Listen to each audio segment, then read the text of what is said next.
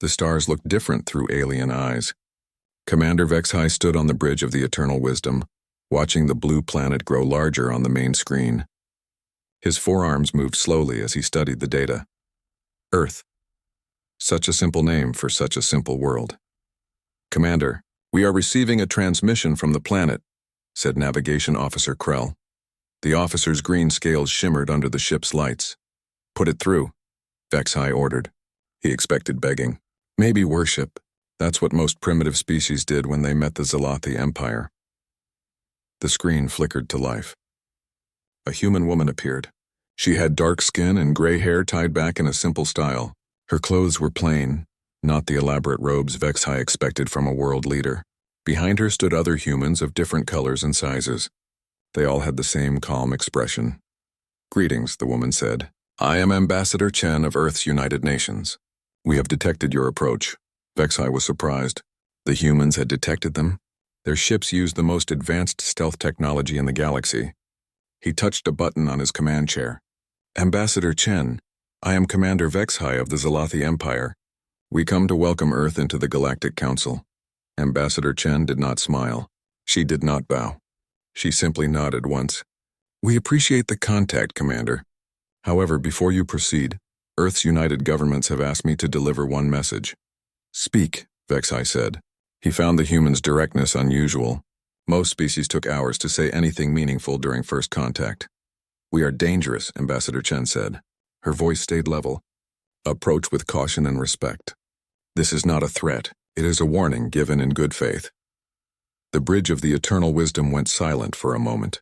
Then laughter filled the air. HFY's forearms shook with amusement. Navigation Officer Krell made a sound like grinding stones, which was how his species laughed. Even the usually serious Science Officer Tail showed her sharp teeth in what counted as a smile for her kind. Dangerous? HFY said when he could speak again. Ambassador, do you know who we are?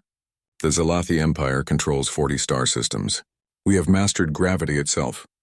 We travel between stars in days. We have weapons that can turn mountains into glass. And you have barely left your own planet. Ambassador Chen's expression did not change. We know who you are, Commander. We have been listening to your communications for 3 years. We know about your empire. We know about your technology. And still we give you this warning. HFY leaned forward. What could you possibly do to threaten us? We don't threaten, Commander. We inform. Chen paused. We have survived ice ages that lasted thousands of years. We have survived diseases that killed millions.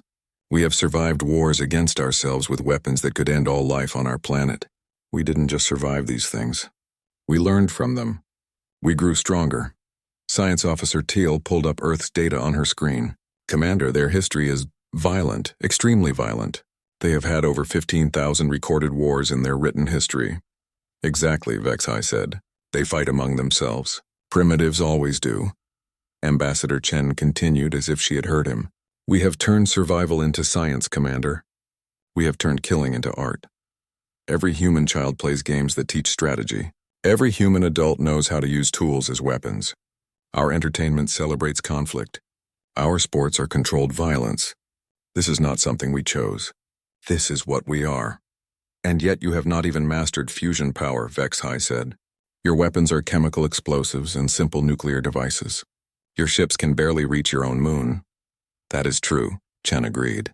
Our technology is primitive compared to yours. But technology is just a tool. And humans have always been very good with tools. A younger human stepped forward beside Chen. He was tall, with pale skin and red hair.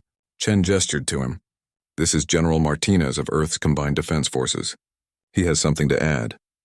General Martinez looked directly at the screen. His eyes were blue and cold.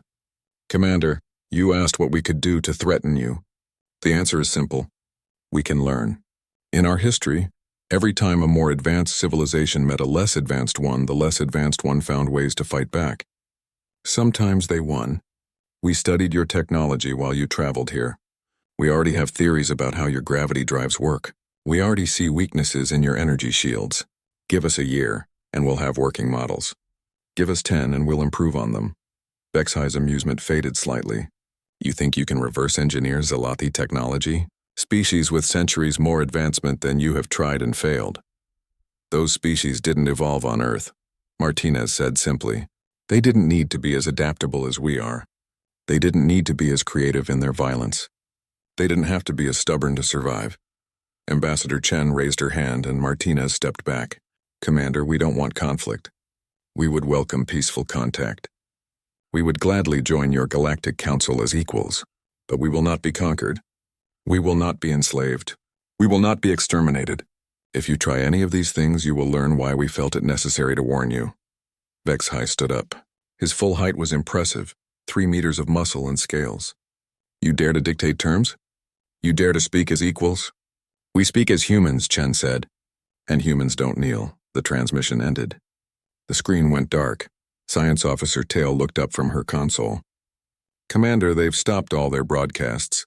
Every satellite, every communication system, they've gone silent. They're afraid, Navigation Officer Krell said. They know we could destroy them. Vexhai stared at the blue planet. Something bothered him.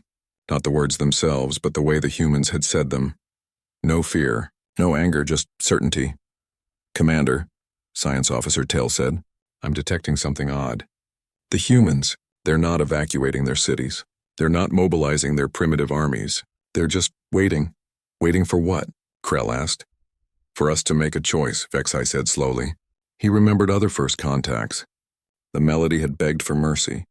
The Treks had immediately surrendered. The Gorvans had tried to hide. But the humans? The humans had given a warning. Should we report this to the Empire? Tail asked. Vexhai thought for a long moment. The smart thing would be to call for a full invasion fleet. Take the planet before these humans could become a problem. But something held him back. Maybe it was curiosity. Maybe it was caution. Or maybe, just maybe, it was the absolute confidence in Ambassador Chen's voice when she said humans don't kneel. We establish an embassy on their moon, Vexhai decided. We observe them. We learn about them. These humans think they're dangerous? Let them see what real power looks like. And if they resist? Krell asked. Vexhai's forearms spread wide. Then we'll teach them their place in the galaxy. They gave us a warning. How amusing. We'll show them why the Zalathi Empire doesn't need warnings. The eternal wisdom moved toward Earth's moon. On Earth, 8 billion humans watched the sky and waited. They didn't panic. They didn't celebrate. They just watched. In schools, teachers continued their lessons. In hospitals, doctors continued their work. In homes, families ate dinner together because humans had learned something over their long, violent history. Sometimes the most dangerous thing you can do is nothing at all. Sometimes the best weapon is patience. And sometimes a warning is not a sign of weakness, but a final courtesy before the storm.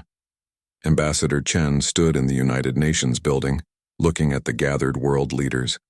They didn't listen, she said simply. They never do, General Martinez replied. So we go to Plan B, Chen nodded. Begin observation protocols. Learn everything. Their technology, their biology, their psychology, everything. And then, someone asked. Chen smiled. It was not a warm smile. Then we remind them why humanity is Earth's apex predator.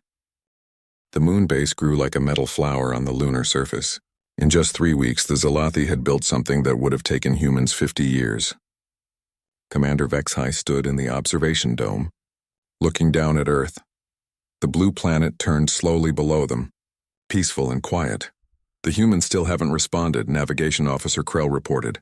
No protests, no attacks, nothing. They're scared, Vexhai said. But even as he said it, he wasn't sure. The humans had sent one message, very polite, asking about the purpose of the moon base. When told it was an embassy, they had simply said acknowledged and gone silent again. Science Officer Tail entered the dome. Her 6 eyes blinked in sequence, which meant she was thinking hard. Commander, I've been studying the humans. They're unusual. All primitive species are unusual, Vexhai replied. No, this is different. Tail pulled up a hologram. Look at this. Yesterday we had 12 human applications to work at our base. Janitor's food service, basic maintenance. Today we have 1,200. They want to work for us? Good, it shows they accept our superiority. Teal's eyes blinked again. But look at who's applying.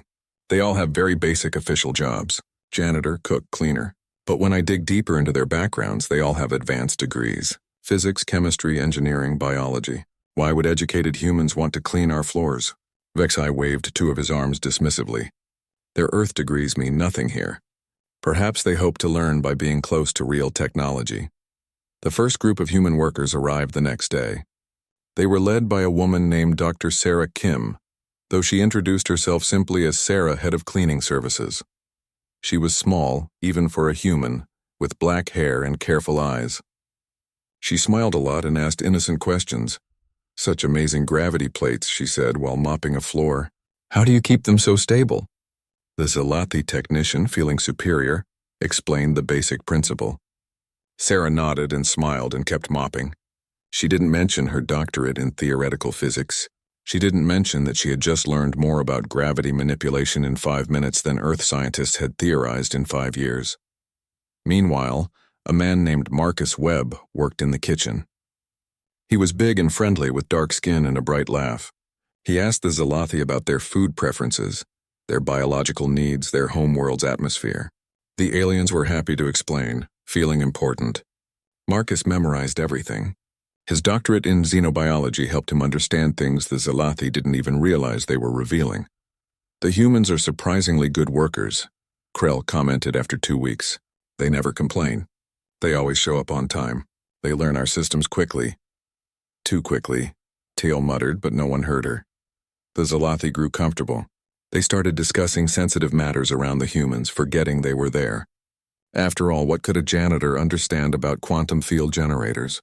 What could a cook know about plasma weapons? The humans were like furniture, always present but never important. Dr. Sarah Kim mopped the same floor in the engineering section every day. She had mapped every power conduit, every connection point, every backup system.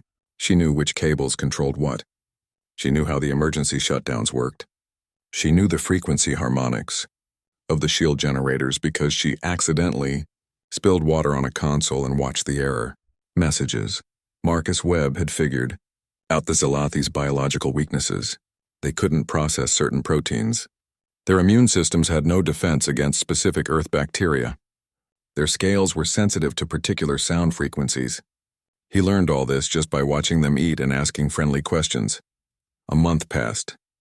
The Zalathi started mining helium-3 from the moon without asking Earth's permission. When Earth's government sent a formal protest, Commander Vexhi didn't even respond. Why should he? The humans couldn't stop them.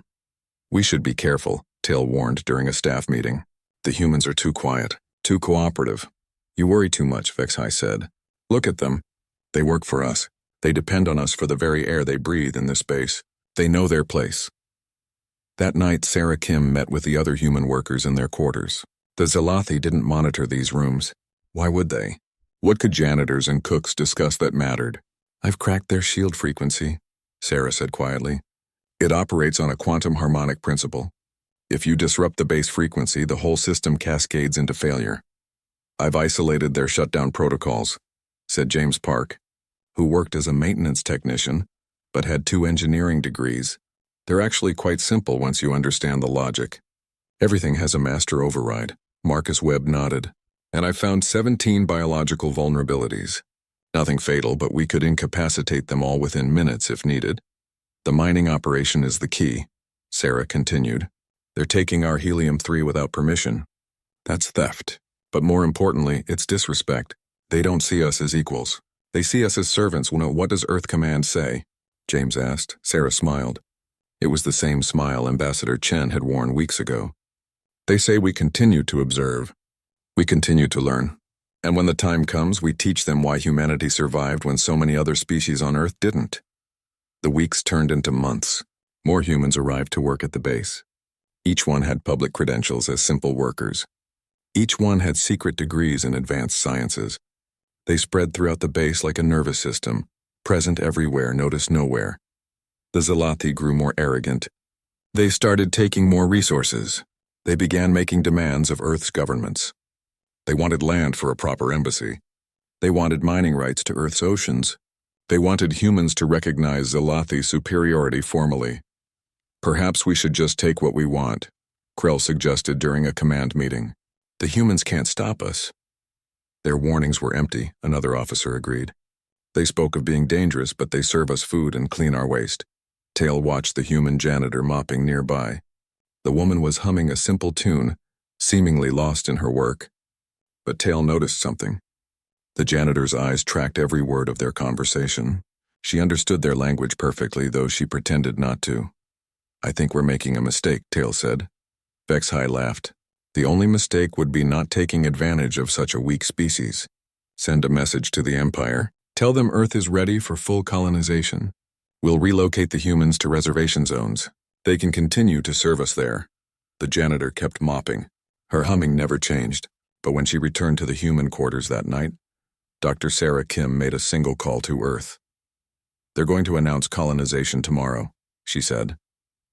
Ambassador Chen's voice came through clearly. "Then it's time. You know what to do." Sarah looked around at her team. Janitors, cooks, maintenance workers. Each one nodded. "Understood, Ambassador. Operation Shutdown begins tomorrow at 14 at Earth Standard Time." "Sarah," Chen added. "Remember, we don't want to hurt them. We want to teach them. Show them what humans can do, but show them mercy too. That's what makes us dangerous. Not our violence, but our choice to control it." Sarah ended the call and looked at her team. Tomorrow, the Zalathi would learn why Earth had given them a warning. Tomorrow, they would understand that humans had not been serving them. Humans had been studying them. And the most dangerous predator is the one that knows everything about its prey. The moon base continued its normal routine. The Zalathi officers retired to their quarters confident in their superiority. The human workers cleaned the floors, prepared the food, maintained the systems. Everything seemed perfect. But in the shadows of the service corridors, humans were preparing. Every weakness mapped. Every system understood. Every vulnerability cataloged. The Zalathi thought they had tamed Earth's humans. Tomorrow they would learn they had merely been tolerated. The Earth turned slowly in the void, blue and white and beautiful. 8 billion humans waited patiently. They had given their warning. It had been ignored. Now it was time for the demonstration. At exactly 14 AM Earth Standard Time, Dr. Sarah Kim stopped mopping. She stood in the main engineering section of the Zalathi moon base, her mop bucket beside her, looking like any other janitor finishing her shift. The Zalathi technicians around her continued their work, not even noticing she had stopped. Sarah reached into her bucket and pulled out a small device no bigger than a coin. She had built it herself from spare parts found in the trash, following the principles she had learned by watching the aliens work. She pressed it against a power conduit she had cleaned every day for 3 months. At the same moment, all across the moon base, other human workers did the same thing. Marcus Webb attached his device to the food processing center's main computer. James Park placed his on the life support control panel. Every human worker, in perfect coordination, planted a small device they had built from garbage and stolen knowledge. Commander Vex-High was in his office, preparing his announcement about Earth's colonization. He had just activated his communication system when every light in the base flickered. "What was that?" he asked aloud. Then the lights went out completely. Not just the lights. Everything. Every screen, every door, every gravity plate, every shield generator. The entire moon base, the pride of Zalathi engineering, simply stopped working. Emergency lights should have activated. They didn't. Backup power should have kicked in. It didn't. The Zalathi found themselves floating in the dark as the gravity plates had failed too. But the humans weren't floating. They had prepared for this. Magnetic boots hidden in their work uniforms kept them firmly on the floor. Small flashlights tucked in their pockets gave them light. Dr. Sarah Kim walked through the engineering section, her boots clicking on the metal floor. The Zalathi technicians floated helplessly around her, trying to understand what had happened. She reached the main communication console and activated a simple radio transmitter she had brought from Earth. "Ambassador Chen, this is Dr. Kim. Operation Shutdown is complete on Earth." Ambassador Chen stood in the United Nations building. Leaders from every nation watched the main screen as the Zalathi moon base, visible through telescopes, went completely dark. "How?" the President of the Americas asked. "We learned their technology," Chen replied simply. "We understood it, and we used it against them." Back on the moon base, Commander Vex-High managed to activate a personal emergency communicator. It was a small device not connected to the base's main systems. "This is Commander Vex-High to any Zalathi vessel. We are under attack. The humans We haven't attacked you, Commander." Vex-High spun around, or tried to. Floating in zero gravity made it difficult. General Martinez stood in his doorway, magnetic boots keeping him stable, a flashlight in his hand. "General Martinez?" What have you done? We turned everything off, Martinez said calmly. Every system in your base now responds to our commands, not yours. We used your own shutdown protocols. We didn't break anything. We didn't destroy anything. We just turned it off. That's impossible. Our technology is centuries ahead of yours. Martinez smiled. Your technology is more advanced, yes. But technology is just applied knowledge. And humans are very, very good at learning. Your people explained so much to our workers. You thought you were being superior, showing off to the primitives. You were actually teaching us everything we needed to know. In the food center, Marcus Webb had gathered all the Zalathi in one room. They floated helplessly, some looking sick from the zero gravity. He opened a sealed container from Earth. This is Earth food, he said. Rice, beans, vegetables. Nothing special, but it will keep you alive. Your food synthesizers won't work anymore. You'll eat what we give you when we give it to you. Science Officer Tell, floating near the ceiling, spoke up. You're going to let us starve? No, Marcus said. We're not cruel. You'll be fed 3 times a day. Good, nutritious food. But you'll understand what it means to depend on someone else's mercy. All across the base, similar scenes played out. Humans, the ones who had been servants, were now in complete control. They provided air through portable systems they had brought from Earth. They distributed water in bottles. They gave out food in packages. The Zalathi, with all their advanced technology, were completely helpless. Sarah Kim found Science Officer Teal and helped her to a chair, using magnetic clamps to keep her in place. You knew, Teal said. It wasn't a question. I hoped you would figure it out, Sarah replied. You almost did. You were starting to see it. We weren't servants. We were students. And you were teaching us everything. How did you coordinate this? We monitored your communications, Sarah laughed. You monitored our electronic communications. But you never watched our hands. Sign language, Officer Teal.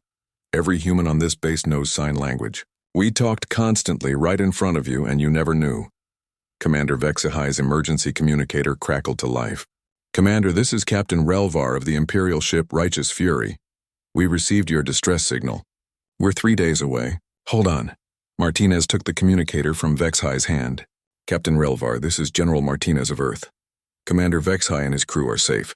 They are our guests now. If you approach this moon with hostile intent, that will change. You dare threaten the Zalathi Empire? We don't threaten, Martinez said, echoing Ambassador Chen's words from months ago. We inform. Your base is ours now. Your technology is ours now. Your people are safe, but they are ours now. Come in peace and we can discuss their return. Come in war and, well, we did warn you. The communication cut off. For 3 days, the Zalathi lived as humans had lived for most of their history. They woke when humans told them to wake. They ate what humans gave them to eat. They breathed air that humans provided. They couldn't open doors without human help. They couldn't access their computers, their weapons, their ships. But the humans weren't cruel. They were polite, even kind. They helped the Zalathi move around in the zero gravity. They made sure everyone was fed and comfortable. They even played Earth music and taught some of the aliens card games to pass the time. On the second night, Vexhai found himself sitting, strapped to a chair, across from Dr. Sarah Kim. She was teaching him to play chess. Why? He asked. Why show us mercy? Because we can, Sarah said, moving a pawn. That's what real strength is, Commander. Not using every advantage you have. Not destroying your enemy when you could. Real strength is having the power to end someone and choosing not to. We would have enslaved you. Yes, Sarah agreed. You would have. That's the difference between us. You saw weakness and thought to exploit it. We saw arrogance and chose to educate it. The Empire will come. They'll bring warships. Sarah moved her bishop. Check, and yes, they probably will. But think about this, Commander. We took your base without firing a shot. We defeated you without killing anyone. We studied your technology for 3 months and mastered it. What do you think we could do with 3 years? Or 30? Vexhai stared at the chessboard. He was losing. He, the commander of an advanced alien race, was losing a game to a primitive human. But as he looked at the board, he began to understand. It wasn't about the pieces. It wasn't about their individual power. It was about position, strategy, patience, and most importantly, thinking several moves ahead. You've been planning this from the beginning, he said. From the moment you ignored our warning, Sarah confirmed. Checkmate, by the way. On the 3rd day, the Righteous Fury arrived. Captain Relvar demanded the immediate release of the Zalathi personnel and the return of the moon base. General Martinez, standing in the command center that humans now controlled, made a counteroffer.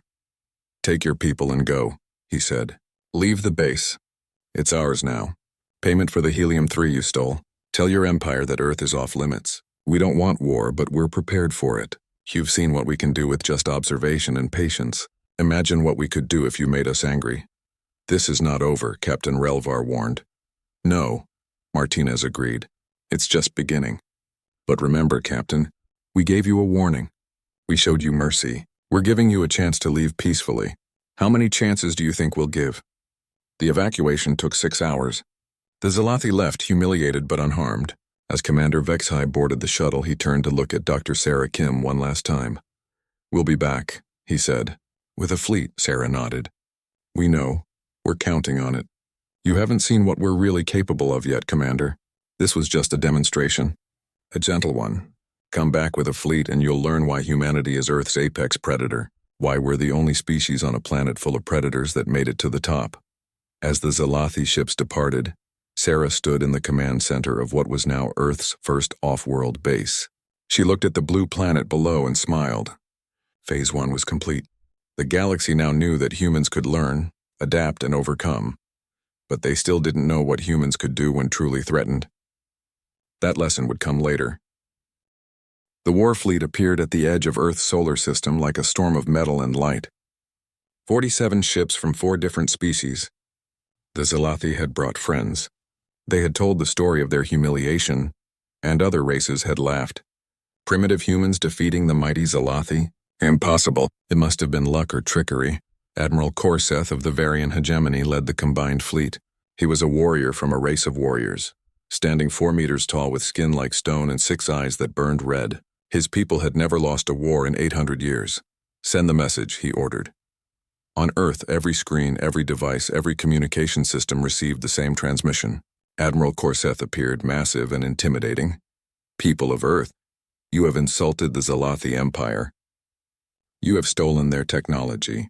You have proven yourselves unworthy of peaceful contact. Surrender now and some of you will be allowed to live as servants. Resist and your planet will be turned to glass. You have 1 hour." The transmission ended. On Earth, something unexpected happened. Nothing. No panic in the streets. No riots, no mass evacuations. People finished their coffee. Children continued playing. Workers stayed at their jobs. It was as if 8 billion people had received a weather report for slight rain. General Martinez stood in Earth's strategic command center, deep beneath the Rocky Mountains. Around him, hundreds of humans worked at computers tracking the alien fleet. "Sir," a young officer reported, "the cities are empty. Operation Underworld is complete." Martinez nodded. In the past 6 months since the moon base incident, Earth had not been idle. Every major city now had deep shelters, entire underground complexes that could hold millions. But the cities above weren't abandoned. They were still full of heat signatures, still showing signs of life. "Are the projections ready?" Martinez asked. "Yes, sir. Every city is running full holographic simulation. Infrared, electromagnetic, even sound. The aliens will think the cities are still occupied." "And the welcome party?" The officer smiled. "Ready and waiting, sir." 50 minutes into the hour deadline, the aliens received a response. It was not from any government. It was from a child, a girl no more than 12 years old, broadcasting from what seemed to be her bedroom in Tokyo. "Hello, space people," she said in accented English. "My name is Yuki. My teacher said I should tell you something. We don't want to fight. Fighting is bad. But if you make us fight, we know how. Every kid in my school knows how. We play strategy games. We study history. We know about war. Please don't make us show you." The transmission ended. Admiral Korseth laughed, a sound like breaking stone. "They send us children's messages. Prepare for orbital bombardment." The fleet moved toward Earth. As they passed Mars, something strange happened. Their communications started picking up Earth broadcasts. Not current ones, but historical recordings. The atomic bombings of Hiroshima and Nagasaki. The trenches of World War I, the siege of Stalingrad. The Mongol conquests. The Black Death. Hour after hour of human history showing war, plague, suffering, and survival. "Turn it off," Korseth ordered. "We can't, Admiral," his communication officer replied. It's on every frequency, every channel. They're broadcasting it directly into our systems somehow. Science Officer Teal, who had been brought along as an advisor, studied the signals. Admiral, these aren't just random broadcasts. They're targeted. They're using our own communication protocols against us. They learned them from the moon base. As the fleet approached Earth, the broadcasts changed. Now they showed children. Human children playing war games, paintball, laser tag, video games where they commanded armies and destroyed civilizations, chess clubs where 10-year-olds planned strategies that would impress military generals. What is this supposed to prove? Korseth demanded. That every human is trained for war from birth, Tail said quietly. That their entire culture is built on conflict and survival. The fleet reached Earth's orbit. Below them, the blue planet turned peacefully. The cities blazed with lights.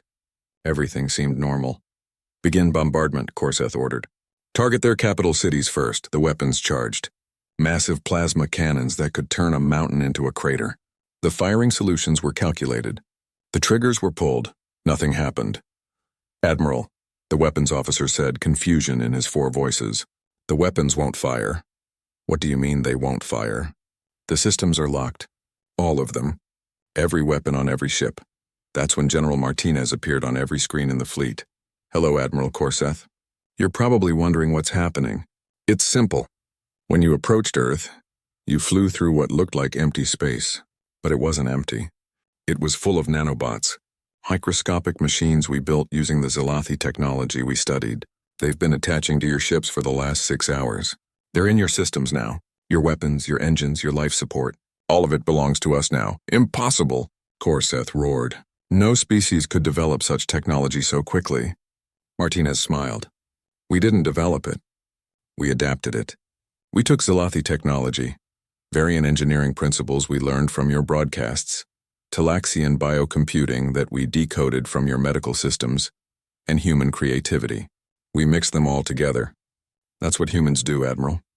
We take the best from everything we encounter and make it better.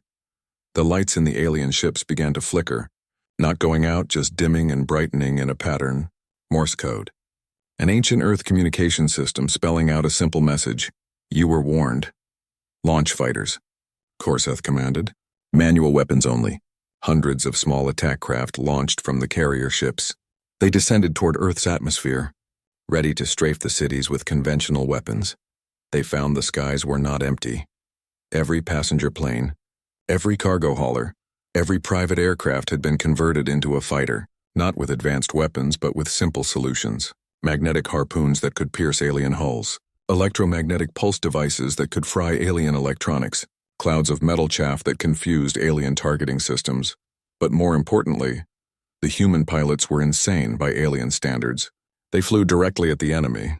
They performed maneuvers that should have been impossible. They played chicken with alien fighters, forcing them to dodge or collide.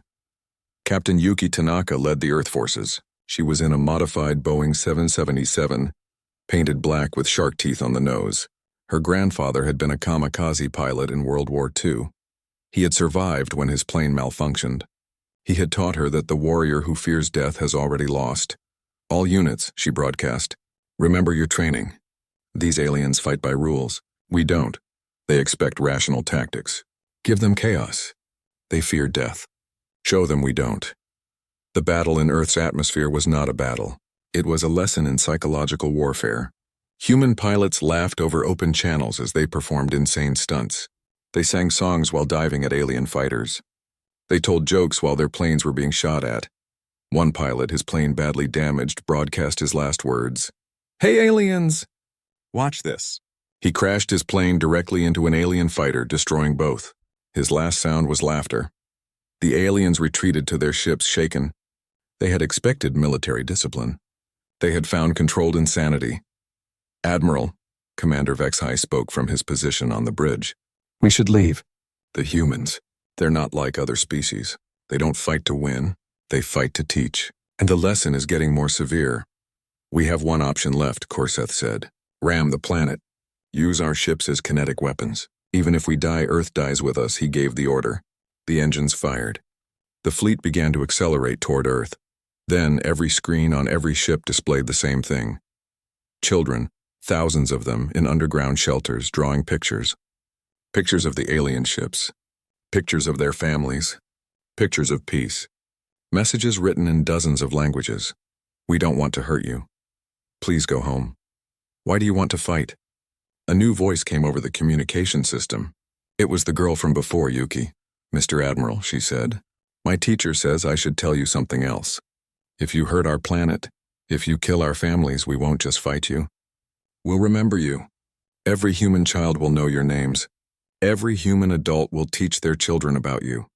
And one day, maybe not soon, but one day we'll come for you. We'll find your worlds. We'll learn your weaknesses. And we'll teach you why Earth gave you a warning. Admiral Korseth hesitated. In that hesitation, he heard something. Music. Earth music was playing through his ship, Beethoven's Ninth Symphony, beautiful and complex, created by a species that also created nuclear weapons. Admiral, Science Officer Tail said urgently, I'm detecting something. The humans. They're inside our ships. It was true. Using the same nanobots that had infected the systems, humans had found every maintenance hatch, every air vent, every forgotten corner of the alien ships. They hadn't attacked. They had simply infiltrated. Marines, soldiers, even civilian volunteers. They stood in the shadows of the alien ships, waiting. Captain Tanaka appeared on the bridge of the flagship. She didn't come through the door. She emerged from a ventilation grate, dressed in black, weapons holstered. She could have killed everyone on the bridge before they knew she was there. Instead, she simply stood and smiled. The Galactic Council met in emergency session on the neutral station of Haven Prime. Representatives from 93 species filled the great chamber, their forms as varied as the stars themselves. At the center, the 4 species who had tried to conquer Earth stood to give their report. Commander Vexhai of the Zelathi spoke first, his 4 arms folded in what his species considered deep respect. The humans took our moon base without firing a shot. They learned our technology in 3 months. They showed us mercy when they could have killed us all. Admiral Korseth of the Varian Hegemony spoke next, his stone-like skin still bearing the stress cracks from his humiliation. They infiltrated 47 warships. They disabled our weapons with machines too small to see. They put soldiers on our bridges while we thought we were winning, and they let us leave. Captain Relvar of the Zelathi fleet stood third. They broadcast their history to us. Every war, every plague, every disaster. They wanted us to understand what shaped them. They are not violent by choice. They are violent by nature, tempered by wisdom. Science Officer Tail concluded the report. They gave us one warning. We didn't listen. They could have destroyed us all. Instead, they taught us. The lesson was simple. Earth is not for taking. The council chamber buzzed with discussion. Some representatives laughed. Surely these 4 species were exaggerating. Surely the humans couldn't be that dangerous. The High Mediator, an ancient being from the first spacefaring race, raised a crystalline appendage for silence. We will send an observation probe. We will see these humans for ourselves. The probe arrived at Earth 3 days later. It was immediately detected. Instead of destroying it, Earth's command sent it a data package. The package contained everything. The moon-base takeover, filmed from human perspective, the fleet battle recorded by human systems, the infiltration of alien ships documented by helmet cameras, and more. Videos of human children learning martial arts, of humans climbing mountains for fun, of humans jumping from planes with only fabric to slow their fall, of humans swimming with predators, of humans eating foods that would poison other species, of humans performing surgery on themselves when necessary, of humans walking on broken bones, of humans surviving in deserts in Arctic wastelands, in jungles that killed everything else.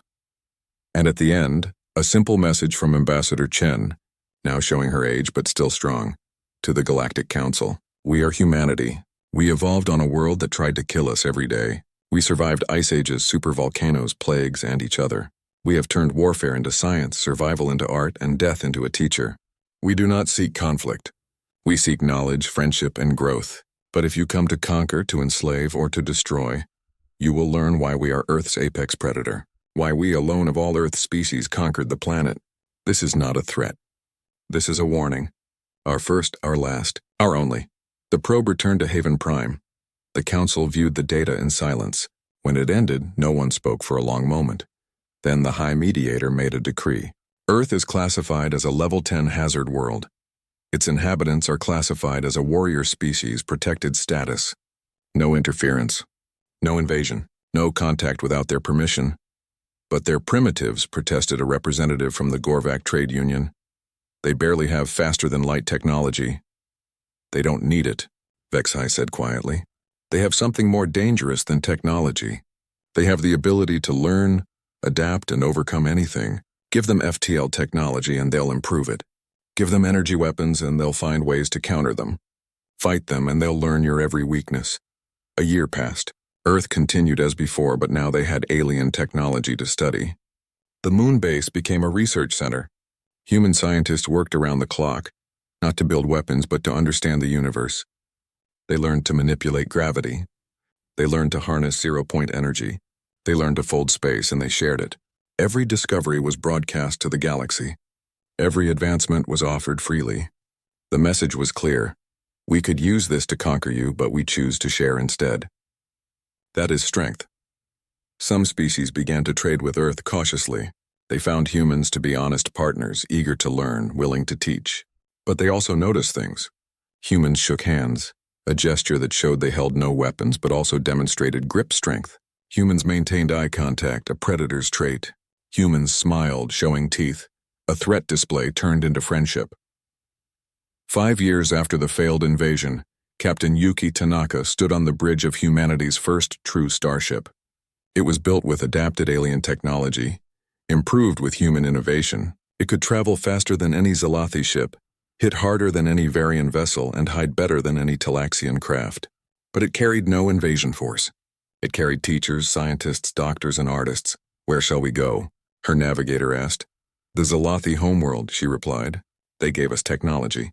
We should return the favor. The ship arrived at the Zalathi capital to panic and fear. Defense fleet scrambled.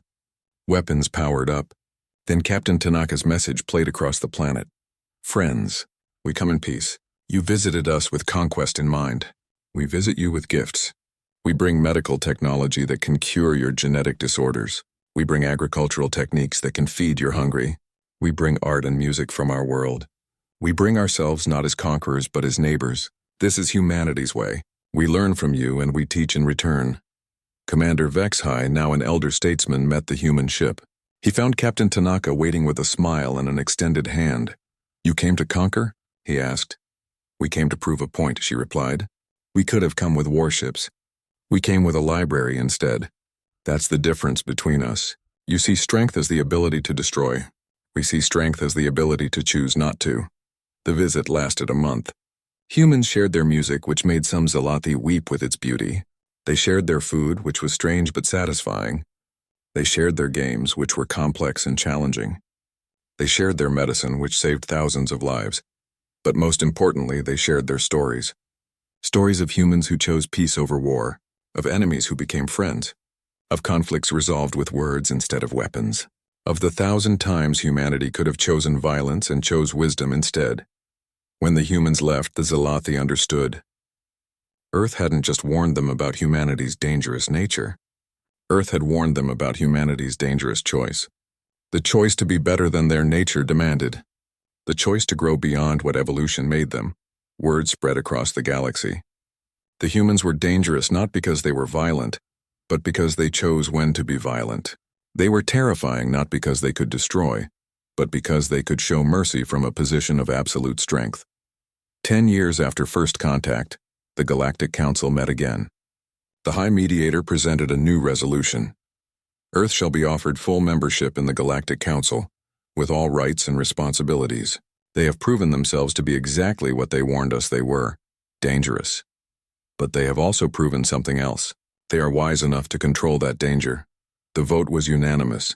Ambassador Chen, now ancient but still sharp, stood before the council. Her voice was weak but clear.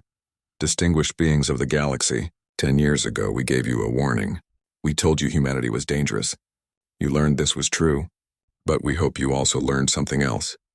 We are dangerous by nature but civilized by choice. We are predators who choose to protect. We are warriors who prefer peace. We are killers who have learned to create. This is humanity's gift to the galaxy. Not our violence but our restraint. Not our weapons but our wisdom. Not our danger but our decision to be more than dangerous. She paused. looking at the assembled species. "We gave you one warning because one was all we needed. You understand us now. We are humanity. We are Earth's children. We are dangerous. And we choose to be your friends." The council chamber erupted in applause, or what passed for it among 93 different species. In the years that followed, humanity became the galaxy's mediators, its protectors, its teachers, not because they were the strongest or the smartest or the most advanced, but because they were the only species that had evolved to be killers and chose to be healers instead. When new species were discovered, it was humans who made first contact. When wars threatened to break out, it was humans who negotiated peace. When impossible problems arose, it was humans who found solutions, and everyone remembered the warning. Earth had given them one warning, and it had been enough, because the most dangerous species in the galaxy wasn't the one with the biggest weapons or the most ships. It was the one that could have conquered everything and chose to protect it instead. Captain Tanaka, now an admiral, stood on the observation deck of the Galactic Peacekeeping Station. Earth turned slowly in the viewport, blue and white and beautiful. Beside her stood Commander Vexhai, now a friend and colleague. "Do you ever regret it?" he asked. "Not conquering the galaxy when you could have?" She smiled, that dangerous human smile that showed teeth. "Every predator knows, Commander. The successful hunter is not the one who kills the most prey. It's the one who knows when not to hunt.